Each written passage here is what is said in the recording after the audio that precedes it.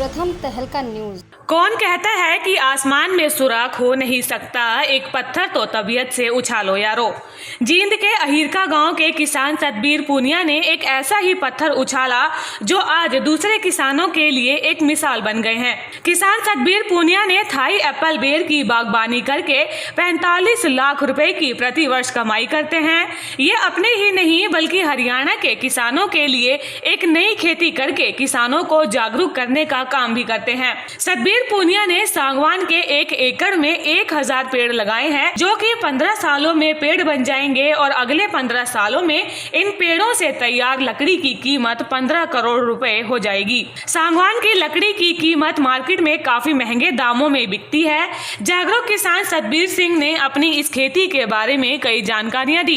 ये सागवान की खेती है और बहुत ही कीमती लकड़ी है और इसको मैंने देखा था एमपी और महाराष्ट्र में, वहीं से प्रेरणा लेके मैंने इसको यहाँ करने की कोशिश की और अभी आपके सामने पेड़ काफ़ी अच्छे चल रहे हैं।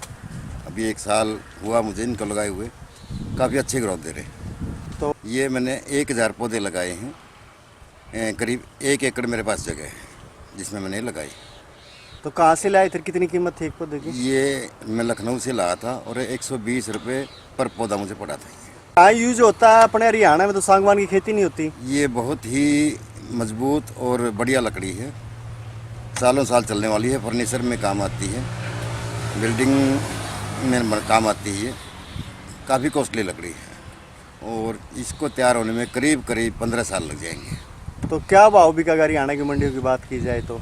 आज इसका 4500 रुपये पर क्यूब फुट का रेट है और आने वाले समय में मैं मान के चल रहा हूँ कि भाई 8000 रुपये कम से कम इसका रेट होगा और 1 एकड़ मेरे हिसाब से कम 10 करोड़ रुपए दे के जाएगा 15 साल के बाद। तो लोग जो परंपरागत दूसरी खेती हैं, आप हटके खेती कर रहे हैं, कैसे मन में आया आपको? बस मैं थोड़ा घुमक्कड़ टाइप का आदमी हूँ, घूमता रहता हूँ, अलग अलग स्टेटों में जाता रहता हूँ, वहाँ देख के कुछ ना कुछ तो नया करने की कोशिश होती है। सतबीर पूनिया की माने तो हरियाणा से किसान भी उनकी खेती को देखने के लिए आते हैं ताकि किसान जागरूक होकर आगे बढ़ सके। सागवान के पेड़ की लंबाई 70 फुट तक होने के बाद इसका पेड़ तैयार हो जाता है। इसकी लकड़ी की मार्केट में कीमत शीशम से ज्यादा दामों में होती है और मार्केट में 4 गुना रेट पर बिकती है। किसानों के लिए बढ़िया सोच है, बढ़िया फसल लाते हैं, ये बाहर से लाते हैं, ठीक है, बढ़िया फसल लगा रहे हैं और लोग बाग पूछा भाई ये किसकी है फसल? ये फलाने की है भाई, सतबीर पूनिया की है, गाँव हिरका से, ठीक है। और बढ़िया खड़े हैं, साल भर में तो पेड़ इतने किसी चीज़ के नहीं होते, बढ़िया ग्रोथ बना रहे हैं और खुश है जमींदार भी। हम भी लगावांगे 2-4 किले दिखा सूत बैठा तो प्योद मंगाओगे इनसे। पिछले गेड़े लगाए थे, पिछले गेड़े प्योद नरम आ गई थी, तो अब की बार में प्योद बढ़िया ले आए तो बढ़िया खेती तैयार हो रही है, बढ़िया 1 नंबर की। तो दूसरे किसानों क्या प्रेरणा देंगे इस प्रकार की जो खेती दूसरे राज्यों में होती है? दूसरे राज्यों अंकल जी, ये महाराष्ट्र में होती है, तो हरियाणा में पहले किसान जिन्होंने खेती लगाई है।